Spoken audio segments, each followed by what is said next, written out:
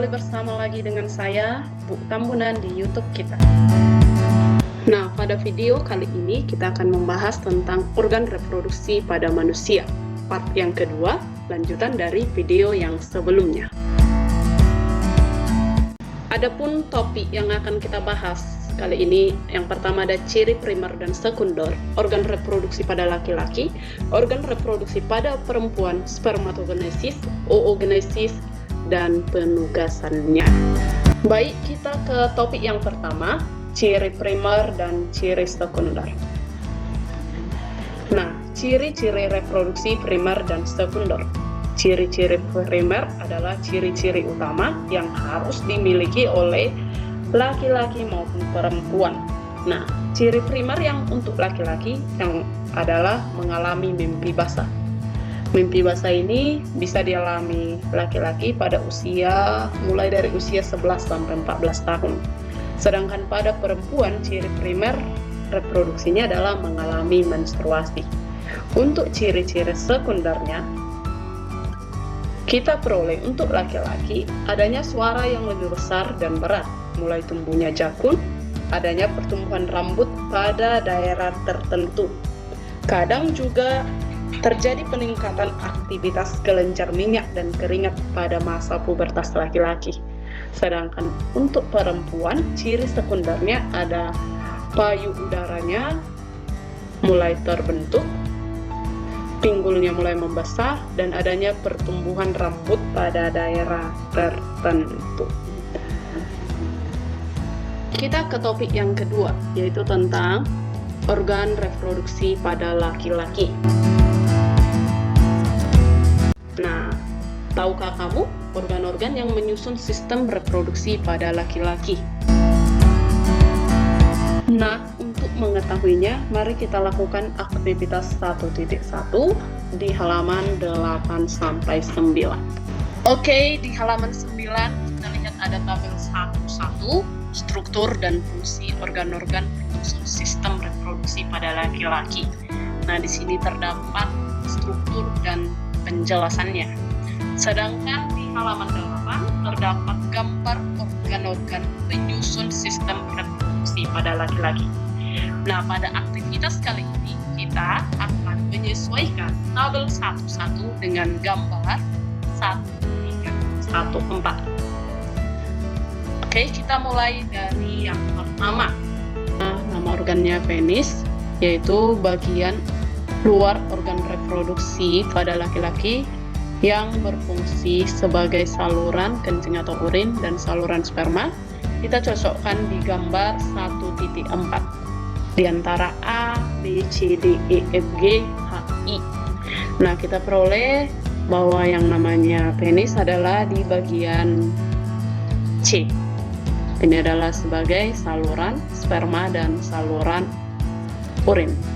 Berikutnya yang nomor 2, skrotum, bagian seperti kantong yang di dalamnya terdapat testis. Nah, yang menyerupai kantong yang mana di sini? Iya, tepatnya bagian D. D ini adalah skrotum sebagai tempat untuk menjaga suhu testis agar sesuai dengan produksi sperma. Sedangkan yang nomor 3, testis, bagian yang bentuknya bulat telur. Yang mana bulat telur? Iya, bisa. Yang tersimpan dalam skrotum, ya di dalam skrotum bagian D ini ya. Tentu kita dapat jawabannya yang E ya, testis. Yang berikutnya adalah epididymis, saluran yang keluar dari testis yang berbentuk seperti tanda koma. Yang mana tanda koma yang ini ya?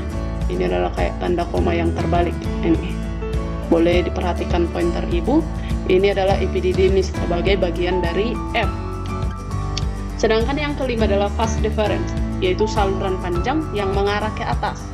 Saluran panjang yang mengarah ke atas, otomatis tahu ya yang ini saluran deferens, vas deferens. Lanjutan dari epididymis yang tadi di sini, epididymis tanda koma, lanjut ke vas deferens. Berarti ini adalah bagian bagian A. Yang berikutnya uretra. Habis vas deferens kita jumpa saluran yang terdapat dalam penis merupakan akhir dari saluran reproduksi. Yang ini Kalau udah jalan terus saluran akhirnya. Iya, bagian B. Tempat keluarnya sperma dan urin.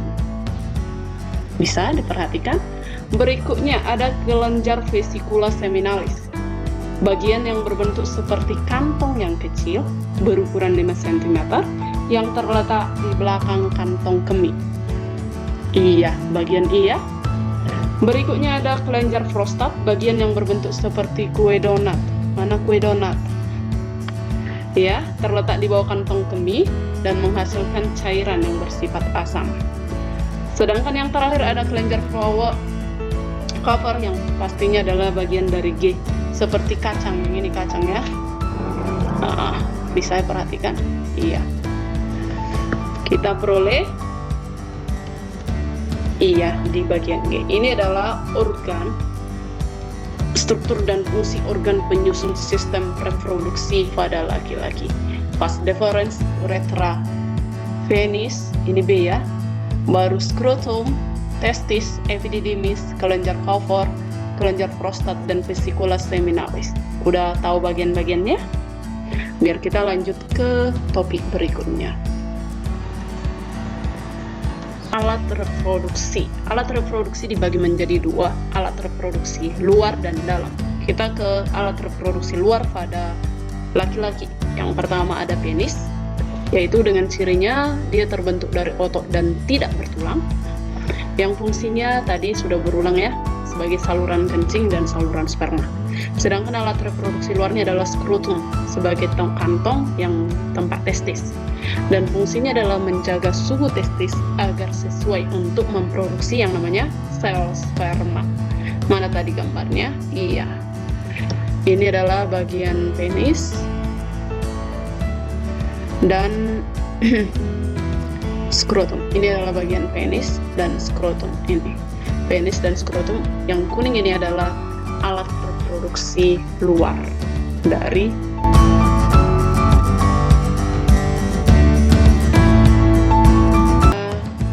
alat reproduksi dalam. Nah, alat reproduksi dalam ini terdiri dari 3 bagian besar. Yang pertama adalah testis. Perhatikan pointer ibu. Yang berikutnya adalah saluran sperma. Saluran sperma ini terdiri dari epididymis, vas deferens, dan berakhir di uretra. Dan yang ketiga adalah kelenjar reproduksi. Nah, ciri-ciri dan fungsinya boleh kita lihat di layar kita masing-masing. Baru akan ibu jelaskan melalui gambar berikut. Nah, ini adalah alat reproduksi dalam pada sistem reproduksi pada laki-laki. Yang pertama adalah testis, iya, yang berbentuk seperti bulat telur yang fungsinya untuk memproduksi sperma dan hormon testosteron. Yang berikutnya ada saluran sperma. Jadi sperma yang sudah matang dari testis ini akan dibawa dari epididymis sebagai saluran sperma. Ini adalah tempat penyimpanan sementaranya. Baru spermanya akan dibawa oleh vas deferens, ya, vas deferens, dan diakhiri untuk saluran akhirnya di uretra. Bisa di uretra sebagai fungsi keluarnya sperma. Sedangkan yang berikutnya adalah kelenjar daripada reproduksi. Kelenjar reproduksi ini terdiri dari vesicula seminalis, kelenjar prostat, dan kelenjar cover dengan fungsinya masing-masing sudah ada di layar ini. Bisa paham sampai sini? Jadi ini adalah alat reproduksi dalam dan luar dari reproduksi pada laki-laki. Yang kuning ini adalah yang luar, penis dan skrotum. Sedangkan yang lainnya ini adalah alat reproduksi dalam. Sudah paham di sini? Kita lanjut ke topik berikutnya.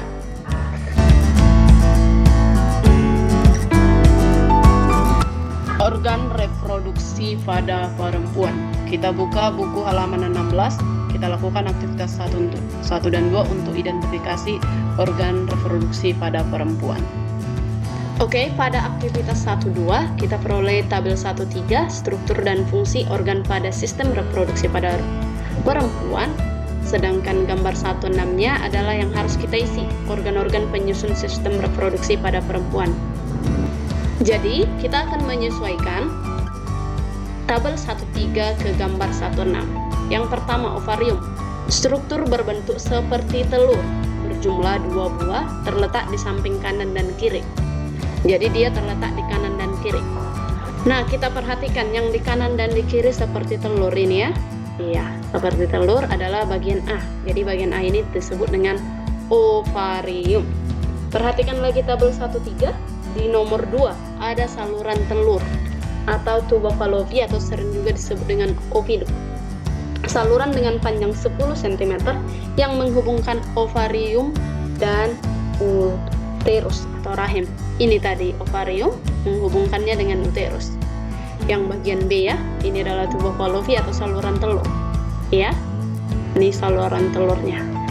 Nah, yang berikutnya, yang nomor 3 adalah infundibilum. Infundibilum seperti corong merupakan ujung dari tuba fallopi. Mana tuba fallopinya? Dia seperti ujungnya. Ini ya. Bisa? Iya. Yang berikutnya bisa perhatikan ini. Kita perbesar. Oke. Berikutnya adalah rahim atau uterus. Rahim atau uterus ini rahim atau uterus berbentuk seperti buah pir yang terbalik. Buah pir yang terbalik. Yang ini kan buah pir yang terbalik. Di sini ini adalah yang namanya rahim atau uterus. Adalah bagian E. Ini rahim atau uterus. Berikutnya ada endometrium. Endometrium ini sebagai lapisan yang membatasi rongga rahim, pembatas ya, yang membatasi rongga rahim dan melurus saat menstruasi. Inilah yang terjadi. Dinding rahim yang ini akan mengalami peluruhan. Inilah yang disebut dengan endometrium. Berikutnya ada serviks. Serviks ini adalah saluran struktur rahim bagian bawah yang menyempit dan membuka. Ini tugasnya menyempit dan membuka. Oke, perhatikan ya. Berikutnya adalah vagina. Ini vagina, saluran yang menghubungkan lingkungan luar dengan organ dalam. Terakhir adalah fimbriae. Ini kayak seperti jari jemari ya, jari jemari, dan dia berfungsi untuk menangkap sel telur. Gunanya untuk menangkap sel telur. Oke, bisa paham sampai sini? Ini adalah aktivitas 1-2. Kita sudah peroleh jawabannya. Ada organ ovarium, tuba fallopi atau oviduk, infundibilum, fimbriae, uterus atau rahim, endometrium, serviks, dan vagina.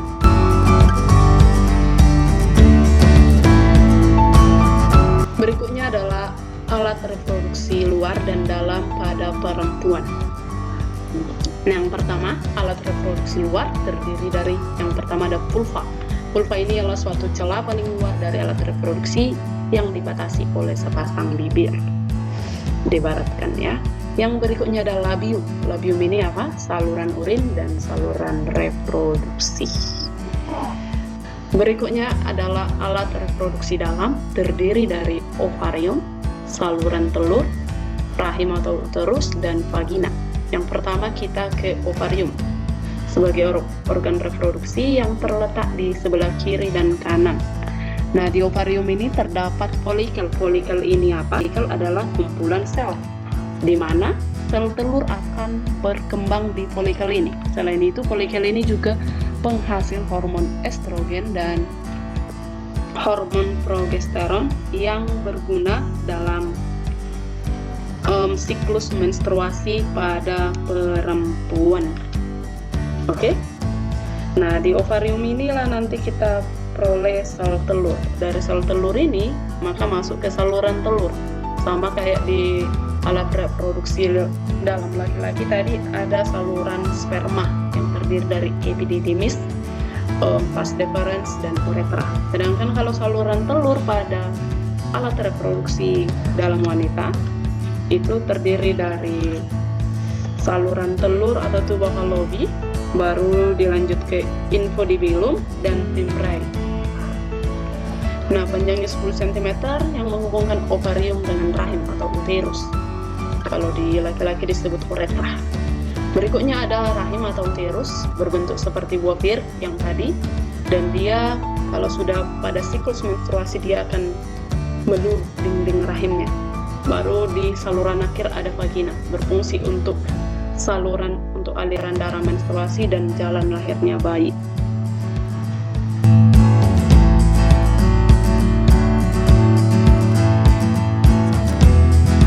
Kita perhatikan kembali alat reproduksi pada perempuan. Iya, ini ovarium tadi. Di ovarium ini tadi terdapat yang namanya folikel. Folikel ini tempat apa lagi? Tempat sel telur. Sel telur akan berkembang. Nah, habis itu ini ada saluran telur, tuba fallopi, indifilum, dan fimbriae. Fimbriae sebagai penangkap sel telur. Oke, ini saluran telurnya. Baru ini ada uterus atau rahim, tempat berkembangnya nanti janin. Oh, ini bukan uterus tadi ya. Ini adalah cervix yang ini cervix. Oke, ini adalah jalan keluarnya bayi yang disebut dengan vagina. Sampai sini sudah paham bahwa ada beberapa organ reproduksi dalam dari perempuan. Ibu berharap kita masih semangat, kita lanjut ke spermatogenesis dan oogenesis.